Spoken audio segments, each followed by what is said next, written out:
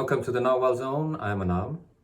Today we talk about something that can potentially be a very obscure topic, but I promise you that if you stay with the video, something as obscure as what we're going to talk about will become very clear to you. Very relatable. What are we talking about today? One of the real pillars of the sorcerer's explanation according to the Toltec wisdom: the known, the unknown, and the unknowable. Sounded great, didn't it? The known, the unknown, the unknowable. Sounded fantastic, sounded epic, didn't it? It sounded like Columbia Pictures and the known, and Neo is gonna, didn't it? Yeah, but it's very pragmatic stuff. It's very pragmatic stuff. And I'll tell you exactly what the known is, according to Toltec warriors or Toltec wisdom, what the unknown is, and the unknowable. We will even talk about the unknowable, obviously skirting around it, never obviously being able to talk about it, but we will absolutely discuss that. So let's start with the known. As far as you and 15, 20 years ago, myself included, as far as we are concerned, the known is the world of the parasite. That is the known. You may think that you've done mushrooms, or you are an expert on LSD, and you have touched other worlds, and you have done some heavy dreaming expert. You are an expert in dreaming, and you've done many things, right? Allow me to burst your bubble of qualifications.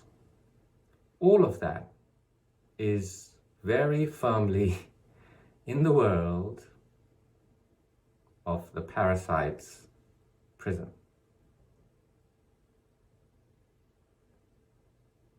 If I was running this prison, do you think that I would allow a powerful luminosity like yourself, even a glimpse of what lies outside my prison? Do you think I would do that for even 1 second? See, putting you in prison for the parasite, it's like caging wolves, wild wolves. You can't let them have a single escape route, nothing. Now, if I'm gonna manage those wolves properly, I can be very clever and make an environment for the wolves where they think that they're in the wild. So when people talk to me about LSD trips and such, there are some ways out of this prison, absolutely and for sure. Life isn't without its own solutions. But they're not what you've been led to believe.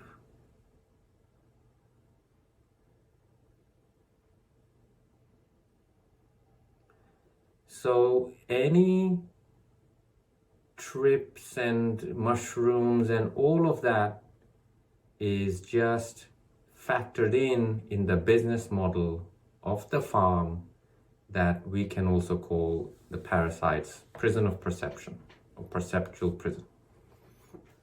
Rapidly moving towards a digital prison. Digital as in you existing inside a digital world.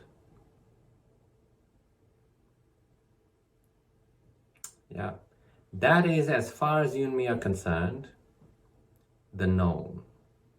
All the amazing stuff. You like skydiving, you've done skydiving, and you have touched God when you were falling to the ground, or what is it? You had a near-death experience. You were flat out with no heartbeat for 55 hours and 3 months, and then you suddenly woke up, and now you are full of the unconditional love of God, and You saw Jesus and someone else saw Krishna and someone else saw Superman, and right? Yeah, that's all part of the known. There's no mystery there. Now I'm talking about Toltec, the Toltec wisdom. There is much mystery there for the average man, and many books are written and DVDs are sold about near-death experiences and how it has changed this person, and she's full of love, and love is all there is, and our universe is full of love, and unconditional love. What these people don't really realize is, think about it. Think about it with a sober, pragmatic mind. Do you think it is even possible for unconditional love to exist? If you think that you are being confused with that request, simply consult the natural world.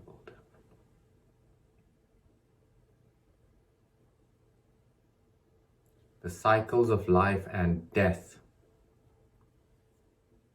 Unconditional love, right? Interesting. Interesting idea. Very romantic idea. But it is literally not even possible. You can either have an understanding of unconditional, right? That's really codependency, it's not love. There should be another word for it, but it's really not love. Or you can have focus on the word love and what that means, then you cannot have unconditional in it. It doesn't occur to people to think for themselves. You'll just read all this bullshit, it is junk, or watch it on TV, or these idiotic gurus, they will hugging saints, and they will hug you and bamboozle you into all sorts of nonsense that'll prevent you from thinking for yourself. It'll take you away from reality. So your known is very similar to the character of Truman in the movie The Truman Show. And you don't take my word for it. You don't do that. What you do is you take this claim, brazen claim, and you go and verify it. If it takes you 3 years, 10 years, 20 years to verify this, because your life may depend on it. How can someone come along and say that there's nothing called unconditional? You cannot put those two words together and expect any semblance of reality. Can't do it. Right? That is the known. The world of the known has a baseline feeling as far as you're concerned. Do you know what that feeling is? Boredom.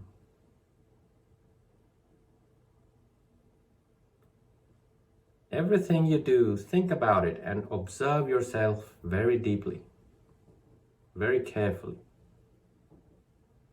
Look at your personal history, the decisions you've made. Look at your relationships. Look at what you do in your spare time. Sparing what? Spare time.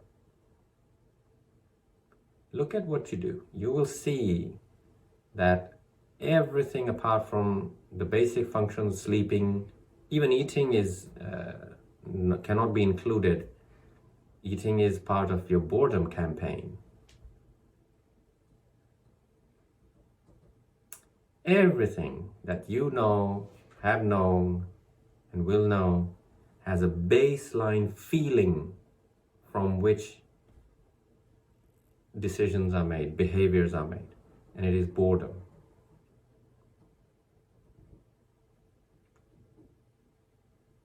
That's the known. We have many victories in life. For some, having a child is a great victory. For others, having a degree, Do you know what degrees, what are these degrees? I'd urge you to look at the Freemasons and you'll find what degree is. And that black, the Harry Potter uniform you wear and give your speech when you're receiving your degree. I'd urge you to look at the Freemasons. All right, so that is the known. For war, as far as warriors are concerned, it's a paltry exchange for reality. A Truman Show, a stage show, is a paltry exchange for reality. It's not a good bargain. Plus, you never get to escape. It's definitely not a good bargain there. The problem with the known and the boredom that it stands on is that it is nearly impossible to generate enough focus and energy to learn to think for yourself. Do you think a bored person would make the effort to learn to think for themselves? Or would they rather choose the next entertainment? The title of my next video is going to be, well, the content will be how the word, in the average man's world, the word fun and the word entertainment are one and the same thing. And what fun is for a Toltec warrior, you'd be very surprised how it is very different than what fun is for the average man. And I'll give you a real life example of the word fun. So make sure you subscribe and so on and so forth, and come and watch the next video. That's the known. The unknown. The unknown. That is the part where your potential as a luminosity lies. Your potential as a luminosity lies in the unknown. Why is it unknown? Because it's unknown to you. It is a surprise. It was a surprise for me to even discover that I was a luminosity in a sea of, we could call, energy.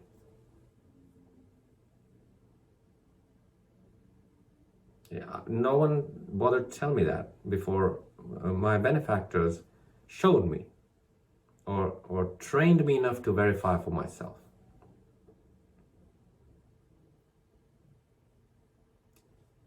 That unknown had to be made known to me. The unknown can be made known.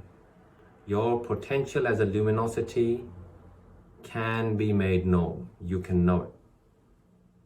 You can. And many times we have to start very basic. Start with a mantra. Sanskrit mantras are very powerful. Start with a mantra. Affirmations are very powerful. You can even start making the unknown known by just start doing yoga. But all of these things, just do anything. You like painting, start painting. Whatever is unknown to you about your own potential, you start moving towards that. Whatever it is. No one cares. Whatever it is. Only you are required to care. You start doing that. And eventually, many things about you that are unknown to you, think about it. Is it any of your business some unknown outside? The last frontier, space, doesn't even exist. It's a freaking story. A con story. Space, the final frontier. Would you rather spend your entire life figuring out space, the final frontier, and making that unknown known to yourself and the whole world? Or would you like to make your personal unknowns known to you? What would you rather do? That's a choice you have to make. I can only say that the average man would rather entertain themselves with a lifetime's... I'm an astronomer. Whoa, what do you do? Oh, we have, and then lengthy explanations about telescopes. Oh, really? Okay. Are you happy? What? Are you happy? Yeah, I'm very happy. And that's a setup question. 5 minutes later, that astronomer is crying on my shoulder. I'm patting. There, it's okay. Things will turn out better. She left me. Well, I thought you just said you were happy. My kids don't want to talk to me. Strange that. Yeah. So for Toltec warriors, all these pursuits are born out of boredom. That's what we contend, and you can verify for yourself. Endless profit. Only a very, very, very bored, deeply soul-bored person would pursue endless profit, endless growth. That model doesn't even make sense to, any Native Americans or indigenous tribes. It doesn't make any sense. It literally makes no sense. It doesn't compute in their world. Same with warriors. Corporations are an entity. What do they say? What does the parasite teach you? Legal entity. Entity. What's an entity? Alien entity.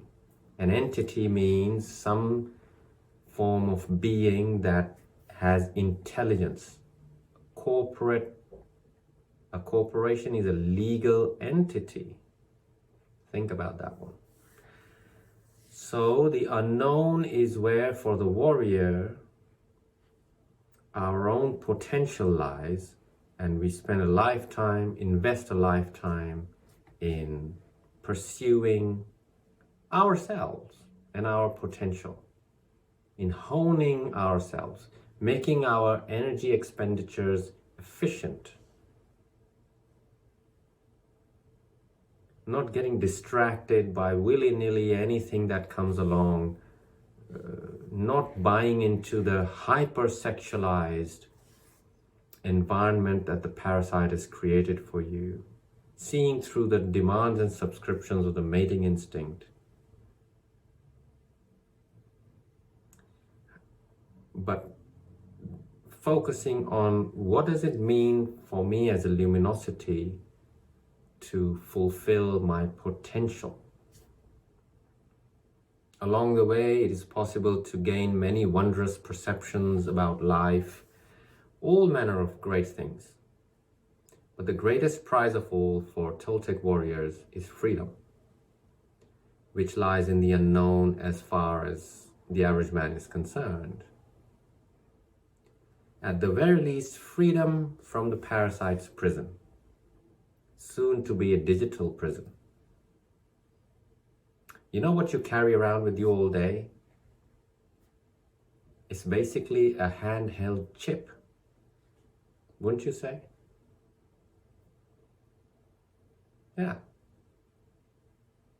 Handheld chip. It literally is a chip. In literal terms, it's a chip you're carrying in a box, fancy box with a screen on it. That chip, within 8 years, will be inside your head. And you'll be amazed to see that most people will queue. Like, you have next iPhone being released, and you have people camping by the roadside for the store to open next day to get it, right? It will be exactly the same. That's how well the parasite has the average man eating out of the palm of its hands. 80 years of staring at screens, starting from TV back in the 30s, 40s, whatever it is, has finally matured the flock enough that anything that is seen on screen is believed immediately, But anything that is observed in reality is disbelieved immediately. On principle, straight up. Just, nah. But I saw it on screen, it must be true. The setup was, I've read it, it must be true. It's someone bothered to print a book and now you're convinced it's true. That's brainwashing. Never thinking for yourself. The unknown is where your potential lies, and you better get busy shutting off yourself from all the distractions of your life and get to work. Time is moving one way. You don't get to rewind. Get busy. You can start now. You know what you have to do. You know what you need to do. You know it. I'm not going to sit and tell you, and you don't need to go to a shrink or a therapist to tell you what you need to do. You don't. You know what you need to do. Start doing it. Get on it. That's the unknown. The unknowable. I'll tell you something very interesting about the unknowable that the ancient seers around the world really discovered when they tried to approach the unknown. They discovered something very, very surprising. They discovered that those who were engaged in that pursuit started losing their luminosity, their luminous power. Started losing it. And over time, those seers and sages who engaged in that pursuit became exactly like the average man. They, simply by the pursuit of the unknowable, they depleted themselves to the point where they became no more than the average man. Their thought processes changed, degraded back down to the average man's thought processes. And they made this fundamental mistake. What is that fundamental mistake?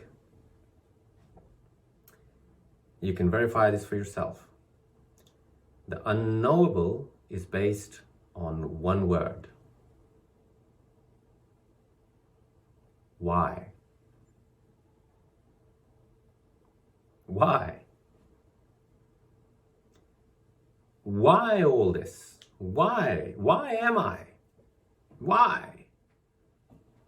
But why? So when any of those powerful seers, sages, sorcerers who engaged in the pursuit of the why, which is the pursuit of the unknowable, they eventually either killed themselves through depletion or merely ended up becoming average men and women. The why led them nowhere. The why became that carrot. You know, sometimes to get donkeys to pull a load along, what is done is they have a stick, and then on that they dangle a carrot. And so it's the carrot's just out of reach. So the donkey is constantly trying to nibble at the carrot. The carrot keeps, and so the donkey is pulling that load along. This why was like that carrot, which tired them out and depleted these seekers of the why, and made average men and women out of them. Their personal power was gone by the time they gave up the pursuit. It was too late. By the time they realized that it was never going to go anywhere. So in the average man's consensus insanity, you will find many peddlers of their answer to why. Many peddlers. Many. And those peddlers have many devotees and followers. All of them have their personal religion which answers the why. our faction has the answer to the why, the ultimate why. No, you guys are wrong. Our faction has the answer to the ultimate why. No, you both are wrong. My guru told me the ultimate why. In the average man's world, you'll have a lot of this club membership and subscriptions. Apart from that, you can entertain yourself by buying many books from these philosophers who will answer the why for you. How do philosophers and politicians are very good at one game. Do you know what that game is? Saying a lot, or let's say talking a lot, and absolutely saying nothing. Listen to a politician's speech. Really, just literally pick a speech of a politician from any era in history, modern, your favorite politician, the one you go to vote. You know, we should vote, right? Go and listen to the speech, but listen with the criteria. Is he actually saying anything? Just listen with that. That alone will wake up some muscles of listening for you. You will, at the very least, maybe for the first time in your life, you will listen as if you know how to think for yourself, instead of listening like a sheeple, like a zombie, right? So far, you've been listening to politicians like a zombie. Same with these philosophers. You read their books, read with just one criteria. Is this guy actually, always a guy, is this white guy actually saying anything? Barefoot doctor. You want to go into the new age. Barefoot doctor. I'll tell you, barefoot doctor. Barefoot doctor was hooked on alcohol. I know this for a fact, personal. I know this personally. Alcohol junkie. Mr. Barefoot Doctor. Best-selling.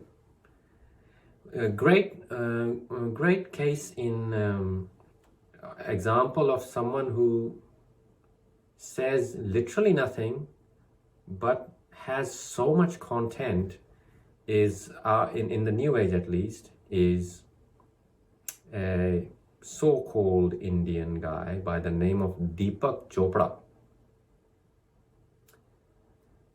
Really, go through his material.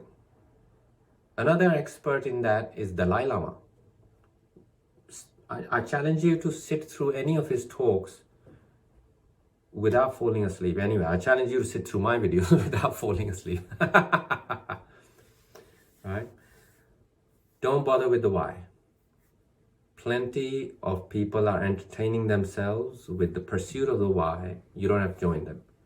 You start figuring out what it is in the unknown that you can make known about yourself. It's a much more worthwhile pursuit. Much more worthwhile. The unknowable, all you can do is approach it in speculations with your mind. And all it'll make you is a floating head without a body. Some kind of mind job. You'll become a mind man, mind person, with really nothing else to show for your life. The middle option is where the most growth is possible for you. In the known, if you choose to remain in the known, you will deplete yourself terribly and die with great regret. If you choose to pursue the unknowable, you will deplete yourself terribly and die a death of great regret. If you remain in the unknown or pursue the unknown about yourself, what don't I know about myself through life experience and verification, you will live a life where the shine of your eyes is preserved, your voice is strong and resonant, you are full of life force, right till the end, and death will come with a rose in its hand and offer the rose to you and say, come, let's go, it's time. And you'll say, yeah, I've been waiting, let's do this. Thank you for this amazing gift. So I promised you in the beginning of the video that the sorcerer's explanation of the known, the unknown, and the unknowable, by the time we're finished, if you've stuck around so far in the video, will become very clear to you in terms of practical living. Beyond this, only apprenticeship can help you, or you got to go on your own personal quest about what is the unknown for you, right? There's nothing a video can do for you beyond this, but it can be made clear to you what is what in these three, at least from a Toltec warrior's perspective. Leave in the comments below what your experience with discovering your own unknown is so far in your life. If you have something inspiring to share that others may be inspired by, absolutely share it, leave it in the comments. Love to hear from you. And make sure you don't get distracted by the first and the third. They are both absolute entertainments for bored people. That's it. That's it. Warriors are not bored people. On that note, I will see you soon in the next video. Walk in freedom. Farewell.